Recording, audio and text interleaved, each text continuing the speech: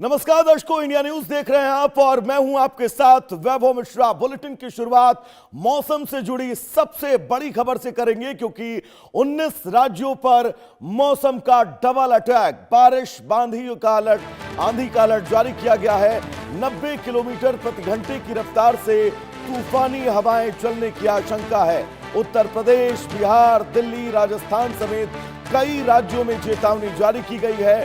कई इलाकों में ओलावृष्टि और आकाशीय बिजली का भी खतरा है। किसानों, यात्रियों और मछुआरों के लिए विशेष एडवाइजरी जारी की गई है। अगले 13 घंटों में मौसम बदलने का बड़ा अनुमान है और अब सतर्क रहने की सलाह दी गई है। देश भर में भीषण गर्मी से जूझ रहे लोगों के लिए मौसम अब राहत और आफत दोनों लेकर आने वाला है। भारतीय मौसम विभाग ने 14 जून को लेकर बड़ा अलर्ट जारी किया है, जिसके मुताबिक अगले 13 घंटों के भीतर देश के 19 राज्यों में बारिश, तेज आंधी और कई जगहों पर ओलावृष्टि की संभावना है। सबसे बड़ी चिंता 80 से 90 किलोमीटर प्रति घंटे की रफ्तार से चलने वाली तूफानी हवाओं को लेकर है, जो जनजीवन को प्रभावित कर सकती है।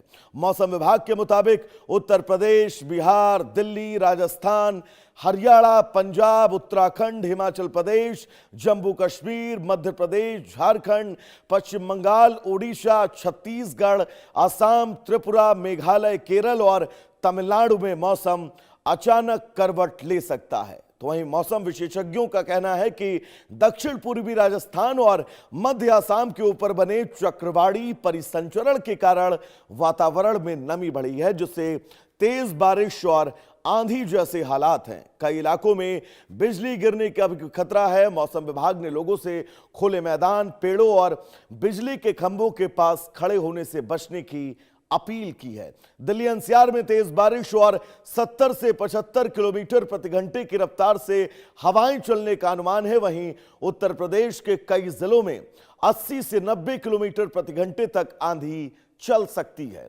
बिहार, झारखंड और पश्चिम बंगाल में भी तेज बारिश के साथ येलो अलर्ट जारी किया गया है। पहाड़ी राज्यों उत्तराखंड, हिमाचल और जम्मू कश्मीर में लैंडस्लाइड और अचानक जलभराव की आशंका को देखते हुए विशेष निगरानी की जा रही है।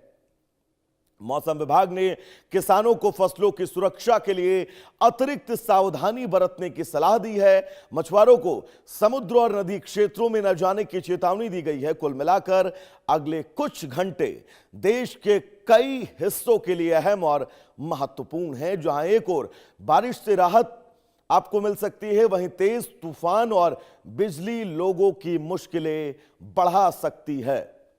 तो इस देश के 19 ऐसे राज्य हैं जिन राज्यों में खराब मौसम को लेकर अलर्ट जारी किया गया है। 19 राज्यों में अगले कुछ घंटे का अलर्ट, जिन राज्यों में तेज हवाओं के साथ बारिश होने की संभावनाएं जताई गई हैं।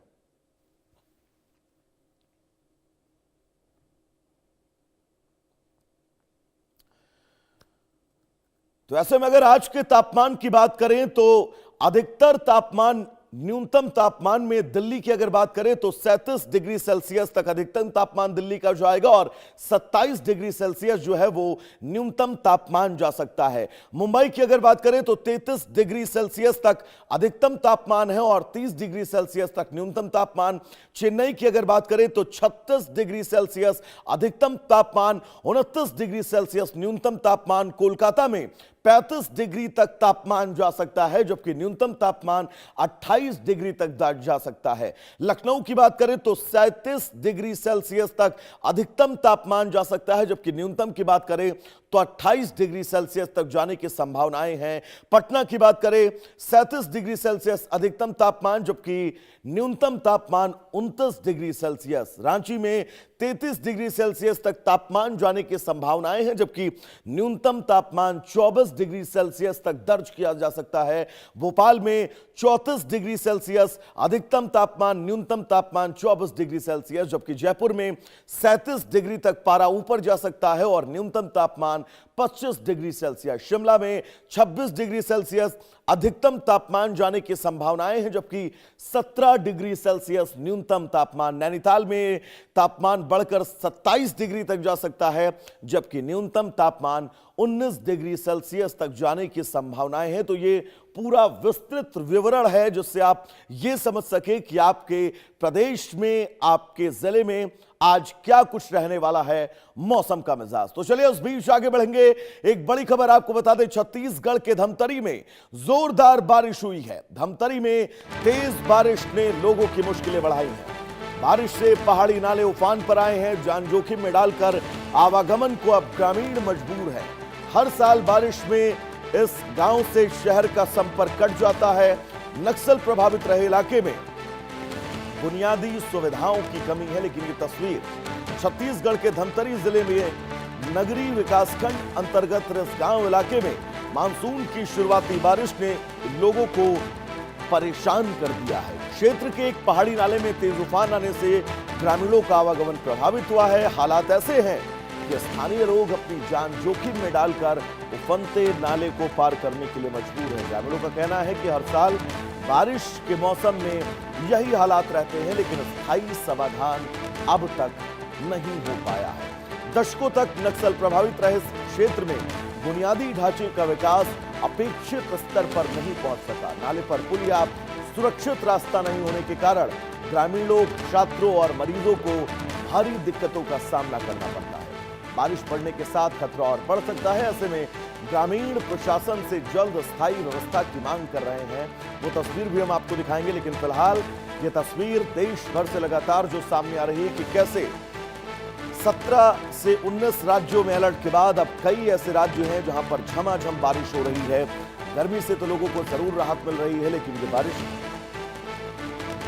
कई लोगों को परेशान कर रही है। हमारे साथ हमारे सहयोगी अतुल रंजन जुड़े हुए हैं दिल्ली से। अतुल, 19 राज्यों में अलर्ट जारी किया गया है। ये कहा गया है कि मौसम आपको राहत तो जरूर दे सकता है, लेकिन कई ऐसे इलाके हैं जहां पर आफत भी बनकर ये बारिश बरस सकती है। विस्तृत जानकारी दीजिएगा मौसम की, अतुल। जी देखिए, भारतीय मौसम विभाग जो है लगातार इस बारे में जो है अलर्ट जारी करता रहा है पिछले कई दिनों से। अगर आप देखें तो किस तरह से लगातार जो है छिटपुट बारिश की घटनाएं तो हुई हैं, लेकिन साथ ही साथ जो ज्यादा चिंता की बात ये रही है कि लगातार जो है तेज हवाएं जो है, आंधी जो है लगातार कई इलाकों पे जो है मिल रही है। और उसको लेकर भी अलर्ट आईएमडी ने जारी किया कि जो हवाएं हैं उसकी रफ्तार तकरीबन 70 से 95 किलोमीटर प्रति घंटे की रफ्तार भी हो सकती है, जो कि खतरनाक है। उसमें जो आईएमडी ने भी जो है जो अलर्ट जारी किया था उसमें ये भी कहा था कि लोग इस अवधि के दौरान जो है घर में रहने की कोशिश करें, बाहर ना निकले। जाहिर सी बात है, जैसा कि आपने बताया कि पिछले कई हफ्तों से जिस तरह से लगातार चिलचिलाती गर्मी जितनी लोगों को सामना करना पड़ रहा था, उससे कहीं ना कहीं ये राहत तो जरूर लेके आता है। क्योंकि अगर आप देखिए तो पिछले कई दिनों से दिल्ली एनसीआर की अगर मैं बात करूँ तो तापमान जो है वो 36 से 40 डिग्री के बीच रहा है। इसके बावजूद कि यहाँ पर लगातार जो है तेज हवाएं शाम को देखने को मिली है, बारिश देखने को मिली है। लेकिन आज भी जो है, जैसे कि आप बता भी रहे थे कि 19 राज्यों के लिए आईएमडी ने जो है अलर्ट जारी किया है कि आज भी जो है तेज हवाओं के साथ साथ बारिश भी देखने को मिल सकती है। यानी कि जो प्री मानसून जो वेस्टर्न डिस्टर्बेंस की वजह से जो तमाम जो गतिविधि देखने को मिल रही है, ये अभी और कुछ दिन जारी रह सकती है। अगर मैं मानसून की बात करूं तो देखिए, आप मानसून जो है फिलहाल बिहार, बंगाल, झारखंड के कई हिस्सों तक पहुंच गया है। तो यानी कि अब कुछ ही दिनों में, एक आध हफ्ते में आप कह सकते हैं कि पूरे भारत को जो है मानसून का जो कह सकते हैं मानसून का जो फीवर है वो पूरी अपनी चपेट में ले लेगा। उसके बाद जो शायद गर्मी से एक प्रोलॉन्ग राहत जो है वो मिल सकती है। फिलहाल क्योंकि जो फिलहाल की अगर मैं बात करूँ तो राहत तभी मिलती है जब बारिश होती है, जब तूफान आती है, जब हवा चलती है। लेकिन जब मानसून पूरी तरह से कहीं ना कहीं भारत में आ जाएगा, पूरी तरह से सभी राज्यों को अपने जो है तक पहुंच जाएगा, उसके बाद आप कहीं ना कहीं जो गर्मी जो आप देख रहे हैं लगातार, उससे थोड़ी राहत मिल सकती है। अतुल, बिल्कुल मानसून आने में अभी थोड़ा सा वक्त जरूर है उत्तर भारत में जब ये दस्तक देगा, लेकिन फिलहाल ऐसे कौन कौन से सबसे महत्वपूर्ण राज्य हैं इन 19 नंबरों में से जहां पर बारिश, आंधी तूफान आने की संभावनाएं 1-2 दिन में बहुत ज्यादा हैं?